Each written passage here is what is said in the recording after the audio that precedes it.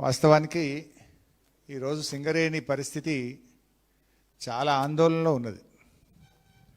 కొన్ని నిజాలు బయటకు రావడం లేదు. సింగరేణి ఒకప్పుడు సిరుల గని, ఇప్పుడు మేడిపండులాగా ఉంది సింగరేణి పరిస్థితి. పొట్ట విప్పు చూడు పురుగులుండు అన్నట్టు ఇవాళ సింగరేణి నిండా ఈ 2.5 సంవత్సరాల్లో స్కామ్ల గని అయిపోయింది. అది సింగరేణి స్కామ్ల గని అయిపోయింది. దాంట్లోకి పోయే ముందు అసలు సింగరేణిని కేసీఆర్ గారు ఆనాడు చంద్రబాబు నాయుడు వారసత్వ ఉద్యోగాలు తొలగిస్తే దాన్ని పునరుద్ధరించి 19,000 మందికి వారసత్వ ఉద్యోగాలు ఇప్పించి మళ్ళీ జీవం పోసింది మన కేసీఆర్, మన బీఆర్ఎస్. కానీ జరుగుతున్నది ఏంది? వారసత్వ ఉద్యోగాల మీద ఎంక్వైరీ వేస్తాం, వీలైతే గోల్డెన్ షేక్ హ్యాండ్ పథకం తెచ్చి ఉన్న ఉద్యోగాల నుంచి తొలగిస్తాం. ఇది కాంగ్రెస్ వైఖరి. ఉద్యోగాలు ఇచ్చుడు బీఆర్ఎస్, ఉన్న ఉద్యోగాలు తొలగించడం కాంగ్రెస్ వైఖరి. వీళ్ళు వచ్చినాక 2 మెడికల్ బోర్డులు పెడితే ఓ దాంట్లో 5 వచ్చినట్టున్నారు, ఓ దాంట్లో 23 మంది వచ్చింది. అంతా అన్ఫిట్ చేసింది. ఓసారి 5, ఓసారి 23, మిగతాదంతా ఫిట్ అంటున్నారు. ఓసారి మా రాజిరెడ్డి గారు, ఈశ్వరన్న, మేము సింగరేణి భవన్ పోయి మొత్తం బైపాస్ సర్జరీ అయిన వాళ్ళు, పక్షవాతం వచ్చిన వాళ్ళు, చేతుల సంచి పట్టుకొని మూత్రం రాకపోతే సంచి పట్టుకొని నడిచేటోళ్ళని కూడా ఫిట్ ఉంది, నువ్వు పని చేయమంటే వాళ్ళందరినీ తీసుకుపోయి సీఎండీని కలిసి చాలా గట్టిగా వాళ్ళ పక్షాన కొట్లాడిన సందర్భం కూడా మీకు తెలుసు. కానీ పరిస్థితి ఏమైపోయిందంటే వాళ్ళు సింగరేణిని కాపాడాలనో సింగరేణి భవిష్యత్తు బాగుండాలనే ఆలోచన లేరు. ఇక మేము మళ్ళా గెలిచేది లేదు, అందిన కాడికి దోచుకోవాలనేటువంటి ధోరణిలో ఇవాళ కాంగ్రెస్ ప్రభుత్వం పనిచేస్తుంది. ముఖ్యంగా ఈరోజు సింగరేణిలో కొన్ని విషయాలు చూస్తే ఏం జరుగుతూ ఉంది. 9E బ్లాక్ది అయితే మీకు తెలుసు. ముఖ్యమంత్రి ఉప ముఖ్యమంత్రి మధ్య 9E బ్లాక్ పంచాయతీ లాస్ట్కు ఏదో ఉరుమురిగి విలేకరుల మీద పడ్డట్టు అది లాస్ట్కు కొంతమంది జర్నలిస్టులు అరెస్ట్ అయ్యేదాకా పోయి మంత్రులు బహిరంగంగా మా వాటా లేనిది, మా కాంట్రాక్ట్ లేనిదని మంత్రులు, ఉప ముఖ్యమంత్రి, ముఖ్యమంత్రులు 9E కోల్ బ్లాక్ విషయంలో ఏ రకంగా రోడ్డు మీద పడ్డారో కూడా మీరందరూ చూసినారు కాంగ్రెస్ ప్రభుత్వంలో. అయితే ఈరోజు పరిస్థితి ఏమైపోయిందంటే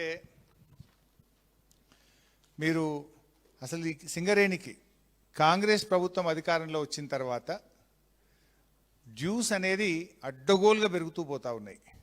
అసలు డ్యూస్ చెల్లించడం లేదు. ఇప్పుడు సింగరేణి నుంచి ప్రభుత్వం బొగ్గు తీసుకుంటుంది, సింగరేణి నుంచి ప్రభుత్వం కరెంటు తీసుకుంటుంది. మరి మనం కూడా బొగ్గు తీసుకున్నాం, బీఆర్ఎస్ హయాంలో బొగ్గు తీసుకున్నాం. బీఆర్ఎస్ ప్రభుత్వం రాకముందే ఎంత డ్యూస్ ఉండే, బీఆర్ఎస్ రాకముందు ఎంత డ్యూస్ ఉండే, బీఆర్ఎస్ వచ్చినాక కోల్డ్ డ్యూస్ ఎంత పెరిగినాయి అనేది ఒకసారి మీరు గమనిస్తే మనం 2014లో అధికారంలోకి వచ్చే నాటికే సింగరేణికి రాష్ట్ర ప్రభుత్వం డ్యూస్ ఉన్నాయి, ఓ 2.5-3 వేల కోట్లు ఉన్నాయి. మనం 10 ఏళ్ళు గవర్నమెంట్లో ఉన్నాం. పాతయి 3,000, మన 10 ఏళ్ళు కలిపితే 7,000 కోట్లు సింగరేణికి డ్యూ ఉండే. ఏది? టీఎస్ జెన్కో నుంచి బొగ్గుకు సింగరేణికి ఇవ్వాల్సిన డబ్బు 7,000 కోట్లు. అంటే పాతయి 3,000 ఉన్నాయి. మన ప్రభుత్వం రాకముందే 2-3 వేలు ఉంది. కొత్తగా మన హయాంలో ఎంత డ్యూ ఉన్నట్టు? 4,000 కోట్లు. ఈరోజు ఎంత ఉందో తెలుసా మీకు? 21,000 కోట్లు. ఇది బొగ్గుది మాట్లాడుతున్నాం. సింగరేణికి కరెంటు ఇస్తుంది, సింగరేణి రాష్ట్రానికి బొగ్గు ఇస్తుంది. నేను ఇప్పుడు బొగ్గుది మాట్లాడుతున్నా. టీఎస్ జెన్కోకి ఇచ్చిన బొగ్గు మనం దిగిపోయే నాటికి రాష్ట్ర ప్రభుత్వ డ్యూస్ 7,000 కోట్లు. ఈరోజు రాష్ట్ర ప్రభుత్వం డ్యూస్ ఎంత అంటే 21,000 కోట్లు. అంటే ఎంత పెరిగింది 2.5 సంవత్సరాల్లో? 14,000 కోట్లు. 14,000 కోట్లు పెరిగింది. 7 నుంచి 21. 14,000 కోట్లు 2.5 సంవత్సరాల్లోనే రాష్ట్ర ప్రభుత్వం 14,000 కోట్లు సింగరేణికి బాకీ పడ్డది. ఇది కాంగ్రెస్ ప్రభుత్వం. మనం 10 ఏళ్లలో బాకీ పడ్డది ఎంత? 4,000. 2.5 ఏళ్లలో రేవంత్ రెడ్డి ప్రభుత్వం బాకీ పడ్డది ఎంత? 14,000 కోట్లు. ఇక ఉంటుందా సింగరేణి? అంటే మనం కట్టుకుంటూ పోయినాం. కొంత మధ్యలో 2 ఏళ్ళు కరోనా వచ్చింది. కరోనా వచ్చి ఆర్థిక సంక్షోభం వచ్చి ప్రభుత్వంలో ఎకానమీ స్లో డౌన్ అయ్యి కరోనా వల్ల కొంత ఇబ్బంది కలిగి ఆ 2 ఏళ్ళు కొంచెం పేమెంట్ చేయలే మనం. అందువల్ల ఈ 4,000 కోట్లు డ్యూ వచ్చింది. బట్ వీళ్ళకి ఏమైంది? ఇప్పుడు ఒక్క రూపాయి కూడా బొగ్గుకి ఇస్తలేరు సింగరేణికి. దాంతో 14,000 కోట్లు కేవలం కాంగ్రెస్ ప్రభుత్వం 2.5 ఏళ్లలో బొగ్గు తీసుకొని సింగరేణికి 1 రూపాయి ఇవ్వలేదు. నంబర్ 1. ఇక కరెంటు చూస్తే దాదాపు అదొక 20,000 కోట్లు ఉంది. రెండు కలిపితే మీరు అన్నట్టు 50,000 కోట్ల పైచిలకు డ్యూస్ ఉన్నాయి. సింగరేణి అంటే మీకు ఏం తెలిసి ఇంతకుముందు బ్యాంకులలో ఫిక్స్డ్ డిపాజిట్ ఉంటుంది. సింగరేణి పైసలు 3,000 కోట్లు 4,000 కోట్లు బ్యాంకులో ఫిక్స్డ్ డిపాజిట్ ఉంటుంది అనేది ఒకప్పటి మాట. ఇప్పుడేమున్నది?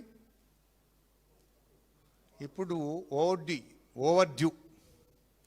మన మొత్తం తెలంగాణ ప్రభుత్వం యొక్క ఓవిడి ఎంత అంటే, నేను ఫైనాన్స్ మినిస్టర్గా పనిచేసిన, ప్రతి ప్రభుత్వానికి కూడా ఓడికి రిజర్వ్ బ్యాంక్ ఆఫ్ ఇండియా ఓడికి అనుమతిస్తుంది. కార్పొరేషన్లు అయితే బ్యాంకులు ఓడికి అనుమతిస్తాయి. మొత్తం యావత్ తెలంగాణ రాష్ట్రానికి తెలంగాణ ప్రభుత్వానికి కేంద్ర ప్రభుత్వం ఇచ్చే ఓడి ఆ రోజు మన గవర్నమెంట్ ఉన్నప్పుడు 2,400 కోట్లు, ఇప్పుడు కాంగ్రెస్ వచ్చినాక 3,200 కోట్లు ఓడి ఉంది. అంటే మన లిమిట్ ఓడి, అంతకంటే ఎక్కువ పోవద్దు. ఒక గవర్నమెంట్కే Reserve Bank of India OD limit ఎంత అంటే 3,200 కోట్లు. మరి సింగరేణి ఓడి ఎంత చెప్తారు ఎవరైనా? ఈరోజు సింగరేణి ఓడి ఎంత అంటే 4,000 కోట్లు. రాష్ట్ర ప్రభుత్వ ఓడి కంటే సింగరేణి ఓడి ఎక్కువ. ఒకప్పుడు బీఆర్ఎస్ ప్రభుత్వం ఉన్నప్పుడు సింగరేణిలో 3,000 కోట్ల ఫిక్స్డ్ డిపాజిట్ ఉంటుండే. కాంగ్రెస్ వచ్చినాక ఫిక్స్డ్ డిపాజిట్ పోయింది, 4,000 కోట్ల ఓడీలకు పోయింది. ఇప్పుడు మీకు జీతాలు రావాలంటే బ్యాంకుల దగ్గరికి పోయి అప్పులు తెస్తే, ఓడీ తెస్తే, బతిన్లాడితే నెలకు జీతం పడుతుంది. ఈరోజు ఇంకా 4 రోజులు పోతే దాని పరిస్థితి ఏందో కూడా అర్థం కాని స్థితికి సింగరేణి పోతా ఉంది ఈరోజు. ఇది కార్మికులు అర్థం చేసుకోవాలి. మరి ఏమవుతుంది? ఎందుకు ఇట్లా అవుతా ఉంది? ఓడీకి ఎందుకు పోయింది? ఫిక్స్డ్ డిపాజిట్లు ఉండాల్సిన సింగరేణి ఓడీకి ఎందుకు పోయింది? ఈ 2.5 ఏళ్లనే కాంగ్రెస్ ఏం చేసింది అంటే చాలా లోతైనటువంటి విషయాలు ఉన్నాయి, డిస్కస్ చేద్దాం మళ్ళోసారి. కానీ కొంత బ్రాడ్గా ఇవాళ చెప్పేటువంటి ప్రయత్నం చేస్తా. ఇంకొక ఇంపార్టెంట్ విషయం కూడా మీరు బాగా వినాలి. దీంట్లో కొంతమంది ఎవరైనా ఆఫీస్ స్టాఫ్ కూడా ఉండొచ్చు. మీరు సింగరేణి వెబ్సైట్లో పోతే ఏం చెప్తున్నారంటే 40 లక్షల మెట్రిక్ టన్నుల బొగ్గు మన దగ్గర ఈ వేరియస్ పాయింట్స్లో స్టాక్ ఉంది అని చూపిస్తున్నారు. 40 లక్షల మెట్రిక్ టన్నుల బొగ్గు ఉత్పత్తి చేసినాము. డిమాండ్ లేకపోవడం వల్ల ఒక్కొక్క బొగ్గుబాయి మీద ఇంత స్టాక్ ఉన్నది అని సింగరేణి అఫీషియల్ వెబ్సైట్లో చూపిస్తుంది. 40 లక్షల మెట్రిక్ టన్నుల బొగ్గు. ఎంత? మందమర్రి బొగ్గుబాయి మీద 7,20,000 మెట్రిక్ టన్నుల బొగ్గు స్టాక్ ఉందట. ఉన్నారా మందమర్రిలో? ఇది సింగరేణి వెబ్సైట్లో చూడండి, అఫీషియల్ వెబ్సైట్లో సింగరేణిలో మందమర్రి బొగ్గుబాయి దగ్గర 7,20,000 మెట్రిక్ టన్నుల బొగ్గు స్టాక్ ఉంది. ఎస్ఆర్పి అంటే మన శ్రీరాంపూర్ బొగ్గుబాయి దగ్గర 8 లక్షల మెట్రిక్ టన్నుల బొగ్గు స్టాక్ ఉన్నది. RG1 6 లక్షల మెట్రిక్ టన్నుల బొగ్గు స్టాక్ ఉంది. RG3 బాయి మీద 4 లక్షల మెట్రిక్ టన్నుల బొగ్గు స్టాక్ ఉన్నది. BHPL భద్రాద్రి భూపాలపల్లి బొగ్గుబాయి మీద మా రమణన్న పోయి చూడాలి రేపు, కార్మికులను తోలుకొని పోయి 5,40,000 మెట్రిక్ టన్నుల బొగ్గు స్టాక్ ఉంది. అరే మరి సింగరేణి అఫీషియల్ వెబ్సైటు మీకని చాలా గమ్మత్ చెప్తా వినండి. YLD ఇల్లెందు బొగ్గుబాయి మీద 3,50,000 బొగ్గు స్టాక్ ఉన్నది. SPL సత్తుపల్లి మీద 2 లక్షల స్టాక్ ఉన్నది. మొత్తం కలిపితే ఈరోజు సింగరేణి అధికారిక లెక్కల ప్రకారం సింగరేణి ఆన్లైన్ వెబ్సైట్లో వాళ్ళు చెప్తున్నది 40 లక్షల మెట్రిక్ టన్నుల బొగ్గు ఉత్పత్తి చేసి బాయిల మీద స్టాక్ ఉన్నది అని చెప్పి సింగరేణి చూపిస్తున్నది. ఉత్తగా చూపించుడు కాదు, ఈ 40 లక్షల మెట్రిక్ టన్నుల మీద ఆదాయం వచ్చింది మాకు టన్నుకు 4,200 రూపాయలు ఉంటుంది కదా, 4,200 రూపాయల చొప్పున ఈ 40 లక్షల మెట్రిక్ టన్నులకు లెక్కగట్టి మాకింత ప్రాఫిట్ వచ్చిందని ఇన్కమ్ ట్యాక్స్ కట్టిరు. దీని మీద కేంద్ర ప్రభుత్వానికి డివిడెండ్ కట్టిండ్రు, దీని మీద రాష్ట్ర ప్రభుత్వానికి డివిడెండ్ ఇచ్చిండ్రు, దీని మీద కోల్ సెస్ కట్టిండ్రు, దీని మీద డిఎంఎఫ్టి కింద ఇస్తాం కదా, డిఎంఎఫ్టి సిఎస్ఏ డబ్బులు కూడా ఇచ్చిండ్రు. మరి ఇప్పుడు ఎటువై ఈ బొగ్గు? మరి నేను ఉత్తగా చెప్తాను, దిస్ ఈజ్ అఫీషియల్ రికార్డ్. 40 లక్షల మెట్రిక్ టన్నుల బొగ్గు తీసినాము, బాయిల మీద ఉన్నది. ఈ బొగ్గు మీద ఇన్కమ్ ట్యాక్స్ కట్టిండ్రు, కేంద్ర రాష్ట్ర ప్రభుత్వాలకు డివిడెండ్ ఇచ్చిండ్రు, కోల్ సెస్ కట్టిండ్రు, అదేవిధంగా డిఎంఎఫ్టి కూడా ఇచ్చిండ్రు. అంటే ఇది కొత్త రూల్ తెచ్చింది కాంగ్రెస్. బొగ్గు తీయంగానే లెక్క తీస్తురుగా ప్రాఫిట్.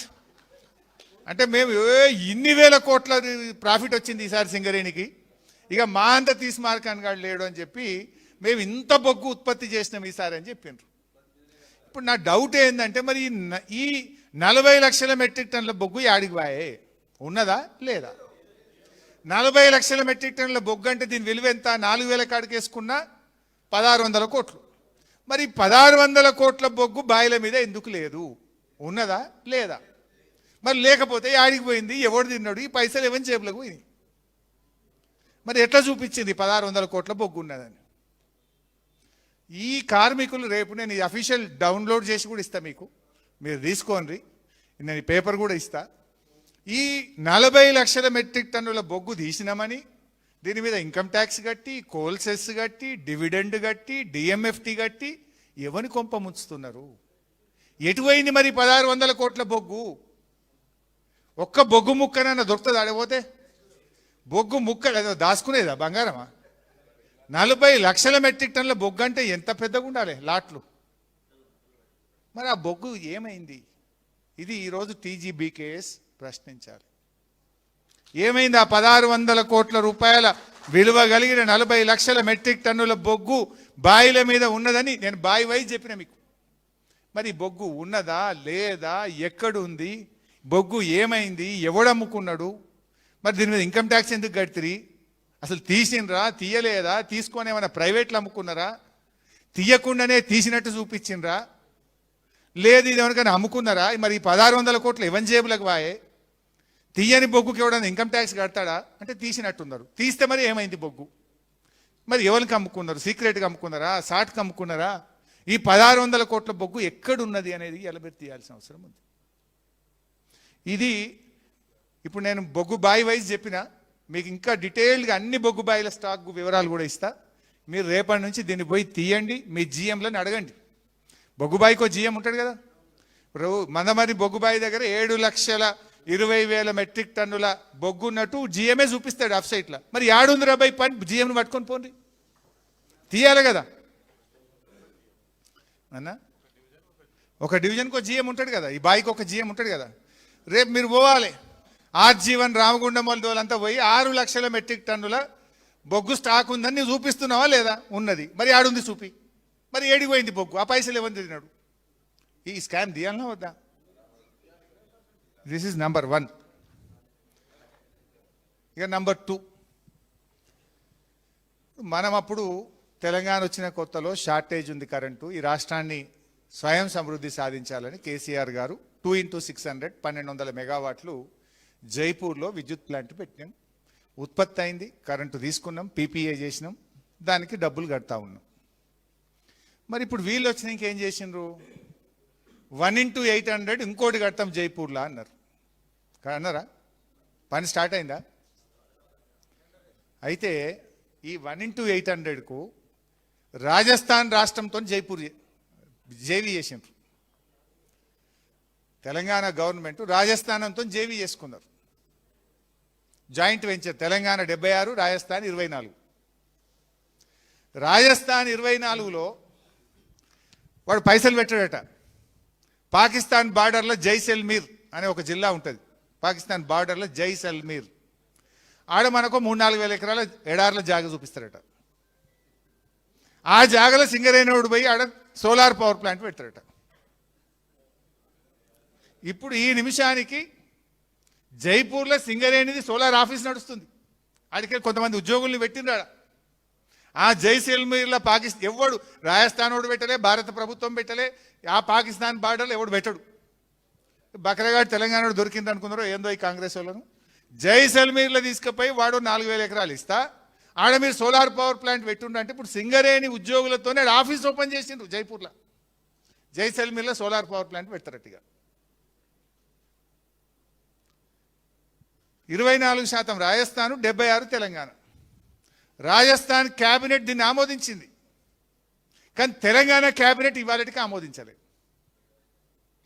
ఇంతవరకు డిపిఆర్ అప్రూవల్ కాలే, ఇంతవరకు పీపీఏ కాలే. పీపీఏ అంటే ఏంది?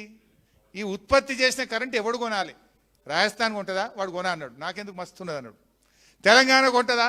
మాకు వద్దా. ఇప్పుడు ఆల్రెడీ ఎన్టీపీసీ వాళ్ళు మనకిస్తామన్న 4,000లో ఇంకా 1,600 మెగావాట్లు రెడీ ఉంది, తీసుకో అని ఎన్టీపీసీ అడిగితేనే తెలంగాణ వద్దు వద్దంటుంది. మరి నువ్వు తయారున్న రూపాయి ఖర్చు లేకుండా, అప్పు లేకుండా ఎన్టీపీసీడే ప్లాంట్ కట్టి, ఎన్టీపీసీడే ఉత్పత్తి చేసి అత్యంత చౌకగా తెలంగాణ కరెంట్ ఇస్తా అంటే మన ప్రభుత్వం వద్దంటుంది. ఇప్పుడు ఈడ కట్టాలంటే ఏం కావాలి? మెగావాట్కు 4 కోట్లు వేసుకున్నా 800 మెగావాట్లు అంటే 3-4 వేల కోట్లు పడుతుంది. సో మరి పైసలున్నాయా? సింగరేణి 4,000 కోట్లు ఓడిల్లినది. రాష్ట్ర ప్రభుత్వం దగ్గర పైసలున్నాయా? నువ్వే 50,000 కోట్లు బాకీ పడ్డావు. మరి ఎందుకు కడుతున్నట్టు? 800 మెగావాట్స్ ఎవరి కోసం కడుతున్నట్టు? మరి అది కట్టేది ఉంటే పీపీఏ ఎందుకు ఇస్తలేదు రాష్ట్ర ప్రభుత్వం? ఎందుకు రాష్ట్ర ప్రభుత్వం డిపిఆర్ అప్రూవ్ చేయలేదు? మరి రాష్ట్ర ప్రభుత్వము డిపిఆర్ లేకుండా, రాష్ట్ర ప్రభుత్వం పీపీఏ లేకుండా రాజస్థాన్తో పోయి ఎందుకు జేవీ చేసుకున్నారు? రాజస్థాన్తో జేవీ చేసుకొని జైసల్మీర్లో ఎందుకు ల్యాండ్ తీసుకుంటున్నారు? రాష్ట్ర ప్రభుత్వం అనుమతి లేనిదే జైపూర్లో పోయి మీరు సింగరేణి ఆఫీస్ ఎందుకు ఓపెన్ చేసిండ్రు? అసలు ఏం జరుగుతుంది దీని వెనుక? ఇదంతా బయటకు రావాలి. ఇందులో ఇంకో కోణం ఉన్నది. పీపీఏ లేదు, డిపిఆర్ అప్రూవల్ కాలేదు, ఆల్రెడీ బిహెచ్ఎల్కి ఆర్డర్ ఇచ్చేసిండ్రు. సివిల్ వర్క్లకు టెండర్లు పిలిచిండ్రు, సివిల్ వర్కులు స్టార్ట్ అయినాయి. డిపిఆర్ లేకుండా, పీపీఏ లేకుండా సివిల్ వర్కులు స్టార్ట్ చేయొచ్చునా? ఇప్పుడు ఏమైంది? మధ్యలోకి పోయినరు. బ్యాంక్ లోన్ కావాలంటే ఏం కావాలి? డిపిఆర్ కావాలి. బ్యాంక్ లోన్ కావాలంటే పీపీఏ కావాలి. ఎవడు కొంటాడు ఈ కరెంటు అనేది? రాష్ట్ర ప్రభుత్వంతో పీపీఏ కావాలి. పీపీఏ లేదు, డిపిఆర్ లేదు, ఎవడు అప్పిత్తలేడు. ఎవడు అప్పియపోయే వరకు సగంలో పనులు ఆగిపోయినాయి. ఈ థర్మల్ ప్లాంట్ ఎట్లుంటుందంటే రోజుకు ₹1,00,00,000 లాస్ అవుతుంది లేట్ అయితే. ఒక రోజు లేట్ అయితే ₹1,00,00,000 దాని రేటు పెరుగుతూ ఉంటుంది. సంవత్సరానికి 365 కోట్లు లాస్ అవుతుంది. ఇప్పటికి ఎన్ని రోజులు అయింది? ఏడాదిని అర్థం నుంచి అది సగం లాగిపోయి ఉన్నది. దానికి ఆఫీసర్లను పెట్టిండ్రు, పనులు స్టార్ట్ చేసిండ్రు, బిహెచ్ఎల్కు ఆర్డర్ ఇచ్చిండ్రు. దానికి నా పీపీఏ లేదు, నా డిపిఆర్ లేదు. ఇప్పుడు ఏడాదిని అర్థం లేట్ అయిందంటే 800 కోట్లు సింగరేణి లాస్ అయినట్టే. 800 కోట్లు సింగరేణి నష్టపోయినట్టే ఈ నిమిషానికి. అంటే ఏంటి? కమిషన్లు, హడావిడిగా కమిషన్ల కోసం ఆర్డర్లు ఇచ్చిండ్రు, టెండర్లు పిలిచిండ్రు, ఉన్న డబ్బులకి వెళ్ళి వాళ్ళకి పేమెంట్ చేసిండ్రు. అందుకే ఫిక్స్డ్ డిపాజిట్లు కరిగిపోతున్నాయి. ఎన్ని సోలార్ పవర్ ప్లాంట్లు పెట్టిండ్రంటే 106 మెగావాట్లకు ఒక టెండర్ పిలిచిండ్రు, 198 మెగావాట్లకు ఒక టెండర్ పిలిచిండ్రు. ఇప్పుడు టెండర్లు పిలిచిండ్రు, సోలార్ ప్లాంట్లు కట్టిండ్రు, అది ఎవడు తీసుకుంటలేడు, సింక్రనైజ్ అయితలేదు. ఉత్పత్తి చేసిన కరెంటుకు ఎవడు పీపీఏ తీసుకుంటలేదు రాష్ట్ర ప్రభుత్వం. ఎందుకు అంత పిలిచిందంటే దాంట్లో కూడా పెద్ద కథ ఉన్నది, మళ్ళీ డీటెయిల్గా చెప్తే ఎప్పుడన్నా. ఆ సోలార్ టెండర్ల వెనుక జరిగిన అవినీతి ఏంది, ఆ టెండర్ కండిషన్స్ ఎట్లా పెట్టిండ్రు. బయట సోలార్ కరెంట్ కావాలంటే 2.5-3 రూపాయలకు సోలార్ పవర్ ఇలా 1 మెగావాట్ ఉత్పత్తి అవుతుంది. సింగరేణి ఇచ్చిన టెండర్లు ₹4.02, ₹3.90, ₹5 కూడా ఇచ్చారు ఈ కాంగ్రెస్ గవర్నమెంట్లో. అంటే అది ఎంత భారం పడబోతుంది సింగరేణి మీద. ఎవరి డబ్బులు ఎట్లా ఖర్చు పెడుతున్నారు. కొత్త బొగ్గుబాయిలు ఓపెన్ చేయాలి, మన కేంద్ర ప్రభుత్వం నుంచి కొత్త బ్లాకులు తెచ్చుకోవాలి, నైనీ ఓపెన్ చేయాలి, దీని మీద దృష్టి లేదు. మేము సోలార్ పవర్ ప్లాంట్లు పెడతాం, కొత్తగా థర్మల్ పవర్ ప్లాంట్ పెడతాం. పోనీ థర్మల్ ప్లాంట్ పెడితే రాష్ట్ర ప్రభుత్వం పీపీఏ చేసుకోవాలి కదా. నువ్వు పీపీఏ చెయ్యవు, నువ్వు డిపిఆర్ అప్రూవ్ చెయ్యవు, రాజస్థాన్ 90 చేసుకొని వచ్చిండ్రు. అదో పెద్ద స్కామ్ జరుగుతూ ఉంది. సోలార్ పవర్ పేరు మీద దాదాపు 300 మెగావాట్లు టెండర్లు పిలిచి అలా మొబిలైజేషన్ అడ్వాన్స్ పెట్టిండ్రు. టెండర్ కాగానే 10% ఇక వీళ్ళ లెక్క సెట్ అయిపోతుంది. మొబిలైజేషన్ అడ్వాన్స్ మన గవర్నమెంట్ ఉన్నప్పుడు ఓన్లీ పని చేస్తేనే పైసలు ఇచ్చినాం. ఇవాళ మొబిలైజేషన్ అడ్వాన్సులు పెట్టి టెండర్ కాగానే 10% ఇచ్చుడు, కమిషన్లు కొట్టుడు. అట్లా ఇవాళ 300 మెగావాట్ల సోలార్ పవర్ ప్లాంట్ల కుంభకోణం జరిగింది సింగరేణిలో. ఇవాళ జైపూర్ పవర్ ప్లాంట్ వెనుక ఒక పెద్ద కుంభకోణం జరుగుతూ ఉంది సింగరేణిలో. ఇవాళ 40 లక్షల మెట్రిక్ టన్నుల బొగ్గు బాయిల మీద స్టాక్ ఉందని చెప్పి ఒక పెద్ద స్కామ్ జరుగుతూ ఉంది ఈరోజు సింగరేణిలో. ఇట్లా చెప్పుకుంటూ పోతే ఇంకా అనేక విషయాలు ఉన్నాయి. ఒకవైపు ఏమో 4000 కోట్ల ఓడి, ఇంకోవైపు ముఖ్యమంత్రి ఫుట్బాల్ షోకుల కోసం సింగరేణి పైసలు ఇస్తారు. వాడెవడో వచ్చి ఈడ ఫుట్బాల్ ఆడితే రేవంత్ రెడ్డికి వాంతో ఆడాలనే షోకు ఉంటే సింగరేణి పైసలు కోట్ల కొద్ది డబ్బులు ఇచ్చి రేవంత్ రెడ్డి ఫుట్బాల్ షోకులు తీర్చుకుంటాడు. ఇదంతా కూడా ఒక సింగరేణిని అసలు ఒక బంగారు బాతుగా ఉండే సింగరేణిని ఇలా ఆగం చేసేటువంటి పరిస్థితి జరుగుతూ ఉంది.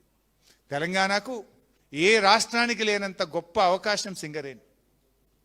దాన్ని ఈరోజు అప్పుల ఊబిలోకి నెట్టేసి అసలు సింగరేణి మనుగడనే ప్రశ్నార్థకం చేసే వైపు తీసుకుపోతా ఉన్నారు. ఇంకా చాలా డీటెయిల్స్ ఉన్నాయి. నేను ఇంకా ఎప్పుడైనా కలిసినప్పుడు ఒకసారి వీలైతే ఆడ ఒకటి కార్మికులతో మీటింగ్ పెట్టండి, మొత్తం డీటెయిల్డ్గా ఈ విషయాలన్నీ కూడా బయట పెడదాం ఏం జరుగుతూ ఉందో.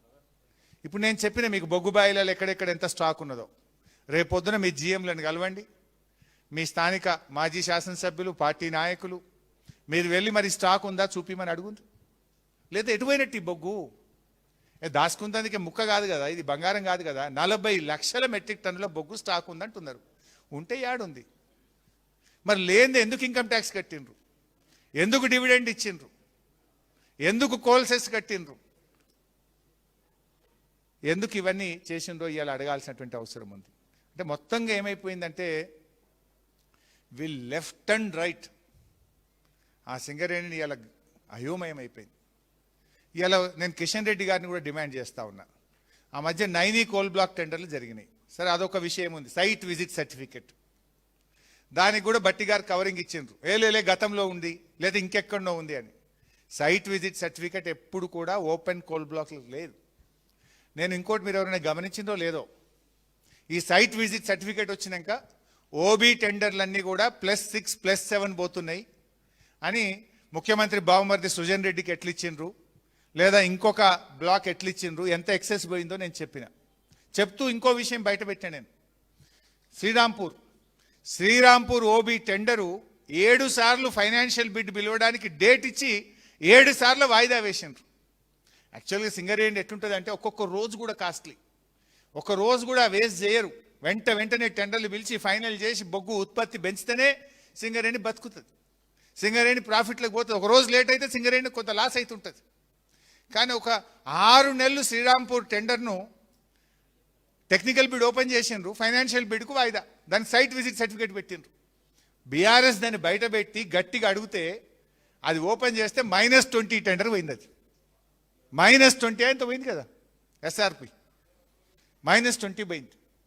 అది మనం తీస్తే బయటపడ్డది. అంటే లేకపోతే ఎంత స్కామ్. మనం చెప్పినాకనే ఇప్పుడు సైట్ విజిట్ సర్టిఫికేట్ బంద్ అయింది. బీఆర్ఎస్ బయట పెట్టినాక సైట్ విజిట్ బంద్ అయింది. కనీసం సింగరేణిలో కొంత అవినీతి ఆగింది. కొంతమంది ఓబీ కాంట్రాక్టర్లు మహారాష్ట్ర, ఢిల్లీ, గుజరాత్ ఎక్కడెక్కడి నుంచో వస్తారట. వాళ్ళు ప్రధానమంత్రి ఆఫీస్కు కంప్లైంట్ చేసిండ్రు, మాకు జిఎం ఆఫీస్లో సైట్ విజిట్ సర్టిఫికేట్ ఇస్తలేరు, ఈ సైట్ విజిట్ పెట్టి వాళ్ళు అనుకున్న వాళ్ళకే ఇస్తుండ్రు, టెండర్లలో గోల్మాల్ అవుతుంది అని సింగరేణి సీఎండీకి, ముఖ్యమంత్రి ఆఫీస్కు, ప్రధానమంత్రి ఆఫీస్కు కంప్లైంట్లు ఇస్తే, ఈమెయిల్స్ పంపితే దాని మీద ఇప్పటిదాకా విచారణ జరుగుతలేదు. నేను కిషన్ రెడ్డి గారిని అదే అడుగుతున్నా. కిషన్ రెడ్డి గారు, మీరు కేంద్ర బొగ్గు గనుల శాఖ మంత్రి, కాంగ్రెస్కు బీజేపీకి మధ్య సంబంధం లేకపోతే 40 లక్షల మెట్రిక్ టన్నుల బొగ్గుబాయిల మీద నిల్వ ఉందని ఇలా సింగరేణి అఫీషియల్ వెబ్సైట్లో ఉంది. అది ఎక్కడ ఉన్నదో ఆ బొగ్గు ఇన్స్పెక్షన్ చేయింది, యాక్షన్ తీసుకోండి. గతంలో నైనీ కోల్ బ్లాక్ విషయంలో మనం సైట్ విజిట్ సర్టిఫికెట్ను బయట పెడితే కేంద్ర ప్రభుత్వ అధికారులు వచ్చి ఎంక్వైరీ చేసినారు. ఆ ఎంక్వైరీ రిపోర్ట్ బయట పెట్టండి. ఎందుకు సీక్రెట్ పెడుతున్నారు? కేంద్ర ప్రభుత్వ అధికారులు వచ్చి ఎంక్వైరీ చేసింది, అప్పుడు కమిటీ వచ్చింది. మరి ఆ కమిటీ ఏం తేల్చింది, కమిటీ రిపోర్ట్లో ఏమొచ్చింది, దాన్ని ఈ రోజు వరకు కేంద్ర ప్రభుత్వం ఎందుకు పబ్లిక్ డొమైన్లో పెట్టలేదు, దాన్ని బయట పెట్టాలని చెప్పి కూడా నేను ఈరోజు డిమాండ్ చేస్తా ఉన్నా. ఇప్పుడు నేను మీతో కోరేది చాలా విషయాలు ఉన్నాయి, కానీ మీరు యూనిటీగా లేకపోతే ఇది టీజీబీకేఎస్ భవిష్యత్తే కాదు, మొత్తం సింగరేణి భవిష్యత్తే ప్రశ్నార్థకమవుతుంది. మొత్తం తెలంగాణ రాష్ట్రానికే నష్టం జరిగేటువంటి పెను ప్రమాదంలోకి కాంగ్రెస్ ప్రభుత్వం మన సింగరేణిని నెడతా ఉంది. అందువల్ల మీరు మేల్కోవాలి. ఇది మన సంఘం కోసమే కాదు, యావత్ తెలంగాణ కోసం, సింగరేణిని కాపాడుకోవడం కోసం ఈరోజు మా కార్మికులందరినీ ఒక్కతాటి మీదకి తెచ్చి పోరాడాల్సినటువంటి సమయం వచ్చింది. కాంగ్రెస్ కో హటావ్, సింగరేణి కో బచావ్ అనేటువంటి నినాదంతో ఈరోజు వెళ్ళకపోతే ఇక ఈ సింగరేణి మిగలదు అనేటువంటి విషయాన్ని నేను మీకు చెప్తాను. నేను మచ్చుకు మాత్రమే, నేను సడన్గా పిలిచిన్నాను. నేను ముందు వచ్చే ఆలోచన ఉంటే మొత్తం ప్రిపేర్ అయ్యి అని చెబుతుంటే డాక్యుమెంటే ఇస్తుంటే, నేనేదో వేరే ప్రెస్ మీట్ ఉందని తెలంగాణ భవన్కి వస్తుంటే ఈయనంగా వస్తున్నట్టే జర వచ్చిపో అంటే వచ్చిన. నేను మహేశ్వరని వెళ్తే మహేశ్వరని నన్ను మొదలు విలువలే. అయితే సడన్గా ఇప్పటికిప్పుడు కూర్చొని ఏదో 4 ముక్కలు యాదికి వచ్చినాయని పేపర్ మీద రాసుకొని చెప్పే ప్రయత్నం చేసిన. బట్ ఇంకా చాలా డీటెయిల్స్ ఉన్నాయి. నిజంగా కూడా చాలా గంభీరంగా ఉంది పరిస్థితి, చాలా గంభీరంగా ఉన్నది పరిస్థితి. మీరు అసలు రేపు జీతాలు కూడా రాని పరిస్థితి ఏర్పడుతుంది. 4,000 కోట్ల ఓడీలో ఉందంటే మీరు ఆలోచించండి. 3,000 కోట్ల ఫిక్స్డ్ డిపాజిట్లు ఉన్న సింగరేణి ఇవాళ 4,000 కోట్ల ఓడీలోకి పోయింది. రాష్ట్ర ప్రభుత్వ ఓడి 3,200 కోట్లు, సింగరేణి ఓడి 4,000 కోట్లు. అంటే మొత్తం తెలంగాణ రాష్ట్రం ఓడి కంటే సింగరేణి ఓడి ఎక్కువ. ఎటుపోతుంది సింగరేణి? ఇది మేల్కొనాల్సిన సమయం, అలర్ట్ కావాల్సినటువంటి సమయం. దీని విషయంలో కార్మికుల్లో చైతన్యం కల్పించాల్సిన అవసరం ఉంది. కార్మికులందరినీ ఒకతాటి మీకు తేవాల్సినటువంటి అవసరం ఉంది. ఇది అందరం కలిసి, ఎందుకంటే మనం ఈ రాష్ట్రం కోసం పోరాడిన వాళ్ళం, తెలంగాణ సాధించిన వాళ్ళం, తెలంగాణకి ఇంత గొప్ప వనరుగా ఉన్నటువంటి సింగరేణిని మరి నిలబెట్టుకొని కాపాడుకునేటువంటి బాధ్యత మరి కార్మికులుగా, తెలంగాణ ఉద్యమకారులుగా మనందరి మీద ఉంది అనేటువంటి విషయాన్ని మనవి చేస్తూ, చిన్న చిన్న భేదాభిప్రాయాలు పక్కన పెట్టి, చాలా క్వశ్చన్లు వచ్చినట్టున్నాయి, ఆన్సర్లు వచ్చినట్టున్నాయి. ఇంకా మీరు అలా తవ్వుకుంటూ పోతే మనం మునుగుడు కాదు, సింగరేణి మునుగుతుంది. అన్ని పక్కన పెట్టండి, ఐక్యంగా కండి, సంఘాన్ని బలోపేతం చేయండి, కలిసి వచ్చే వాళ్ళందరినీ కలుపుకొని పోండి. సింగరేణిని కాపాడుకోవడం కోసం ముందుకు పోవాల్సినటువంటి అవసరం ఉందని తెలియజేస్తూ నన్ను ఆహ్వానించేందుకు ధన్యవాదాలు. జై తెలంగాణ.